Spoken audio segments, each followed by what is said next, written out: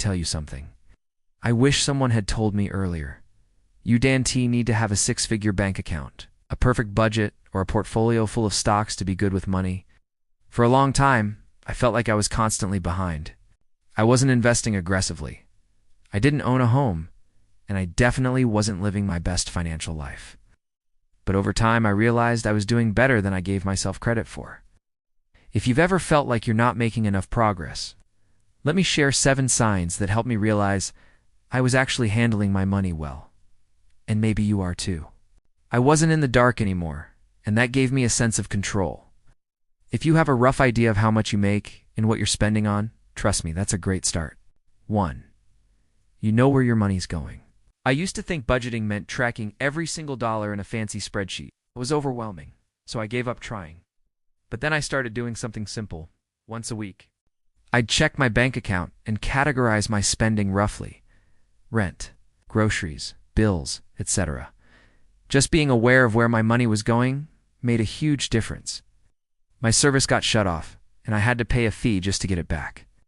I used to carry a balance from month to month, not realizing how much interest was eating away at my money. Once I paid off my balance and stopped carrying debt, I felt so much lighter. Since then, I've made it a point to pay my bills on time, often setting up autopay or reminders. But I set up an automatic transfer every payday, just $20 into a separate savings account. I didn't notice it was gone, and over time, it added up. Avoiding high-interest debt is one of the best money decisions you can make. 2. You pay your bills on time. I'm back in college. I forgot to pay my phone bill once. Even if your emergency fund is small right now, the fact that you're saving something, anything, for the unexpected is a huge deal. But once I hit my late 20s, I started getting curious about investing and saving for the long term. I did not have all the answers. Still do not. But just thinking ahead helped me shift my mindset. If you're spending less than you earn, you're setting yourself up for long-term stability. You do not need to be rich to be good with money. You just need to be thoughtful and intentional. It shows you're thinking ahead. You're learning. You're growing. You've got this. But if you relate to even a few of these signs, if you're aware of your spending, saving what you can, and trying to stay ahead of your bills, you're doing better than you think. It may not seem glamorous, but consistently paying your bills on time means you're staying on top of your responsibilities.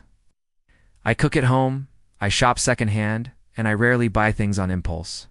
The fact that you're asking questions and trying to improve, that means you're already on the right path. There were times I felt a little boring, especially when others were going out or upgrading their stuff. But living below my means gave me flexibility. It's a simple but powerful sign of financial health. 3. You have an emergency fund. When my car battery died unexpectedly one winter, that small fund saved me from needing to use a credit card or borrow money. My first emergency fund was just $300. I called it my just-in-case fund, and I try to keep at least a few months' expenses saved. 4. You don't carry high-interest credit card debt. I've had credit cards since I was 19. I'll be honest, I wasn't always great with them.